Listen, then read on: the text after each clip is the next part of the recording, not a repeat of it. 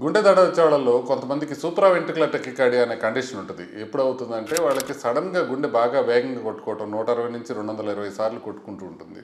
ఇట్లా కొట్టుకుందనుకోండి, సడన్గా ప్రమాదం లేకపోయినా కూడా బాగా గుండె దడ అనిపించడం, చెస్ట్ పెయిన్ అనిపించడం, కళ్ళు తిరగటం, బాగా యాంగ్జైటీ అనిపించడం, కొన్నిసార్లు ఈ ప్రమాదం అవుతుందేమో అని అనిపించి ఇమీడియట్గా ఎమర్జెన్సీకి వెళ్ళి ట్రీట్మెంట్ తీసుకోవాల్సి వస్తుంది.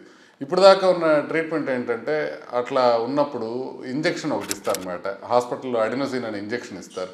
ఆ అడినోసిన్ అనే ఇంజెక్షన్ ఇచ్చి ఒక రోజంతా హాస్పిటల్లో ఉంచి వాళ్ళని చేస్తారనమాట. ఇప్పుడు కొత్త ట్రీట్మెంట్ వచ్చింది వీళ్ళకి. ఎస్విటి అనేది సూప్రా వెంట్రికులర్ టెకికార్డియా అనే జబ్బు ఉన్న వాళ్ళకి ఒక కొత్త రకమైన ట్రీట్మెంట్. చాలామంది ఉంటారు ఈ జబ్బుతోని. సో దీనికి ఏంటంటే నేసల్ స్ప్రే ఒకటి వచ్చిందనమాట. ఎట్రిపామిల్ అని అంటారు అనమాట ఈ మెడిసిన్ని. ఎట్రిపామిల్ అనే మెడిసిన్ అది నేసల్ స్ప్రే అనమాట. ఇది మనకి కాల్షియం ఛానల్ బ్లాకర్. ఇది కనుక ఎస్విటి వస్తే ఆ నేసల్ స్ప్రే కొట్టుకోగానే ఇమీడియట్గా మనకి ఎస్విటి తగ్గిపోతుంది అనమాట. సో ఇది కనుక మనకి అందుబాటులోకి వచ్చిందంటే, మనకి ఈ ఎపిసోడ్ స్టార్ట్ అవగానే వాళ్ళు చూసుకొని హార్ట్ రేట్ కనుక సడన్గా పెరుగుతుంది అని అంటే అది కొట్టుకుని అది తగ్గించుకునే అవకాశం ఉంటుంది. హాస్పిటల్లో అడ్మిట్ అయ్యే అవసరం ఉండదు.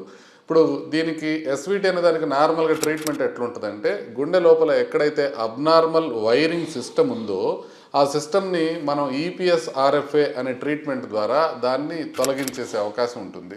అయితే కొంతమంది దాన్ని చేయించుకోవడానికి ఇష్టపడరు. అది సుమారుగా 1,50,000 రూపాయలు అవుతుంది. అది ఇష్టం లేనప్పుడు ఏమవుతుందంటే మళ్ళీ వచ్చిన ప్రతిసారి హాస్పిటల్కి వెళ్ళడం, ఇంజెక్షన్ తీసుకోవడం, ఇంటికి రావడం ఇలాంటివి జరుగుతూ ఉంటాయి. అలా కాకుండా ఇప్పుడు మనకి ఈ స్ప్రే కనుక అందుబాటులోకి వచ్చిందంటే, ఆల్రెడీ డయాగ్నోజ్ అయిన ఎస్విటి ఉన్న వాళ్ళకి వాళ్ళ ఇంటి దగ్గరే ఆ స్ప్రే పెట్టుకొని ఎప్పుడైతే వస్తుందో అప్పుడు దాన్ని స్ప్రే యూజ్ చేస్తే అది తగ్గిపోయే అవకాశం ఉంటుందన్నమాట.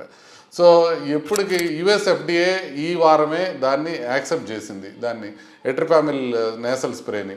అది ఇక నెమ్మదిగా ఇండియాకు కూడా వచ్చే అవకాశం ఉంది. ఇండియాలో రావడానికి ఒక 2 సంవత్సరాల వరకు పట్టే అవకాశం ఉంది. సో ఇండియాలో మనకి ఇది ఎంత కాస్ట్ అవుతుంది అనేది ఇప్పుడే మనకేమీ తెలియదు.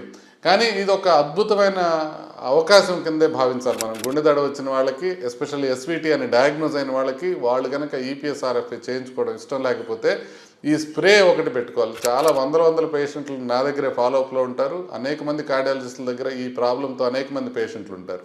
కాబట్టి వాళ్ళందరికీ ఎట్రిపామిల్ స్ప్రే అనేది బాగా పనికొచ్చే అవకాశం ఉంది.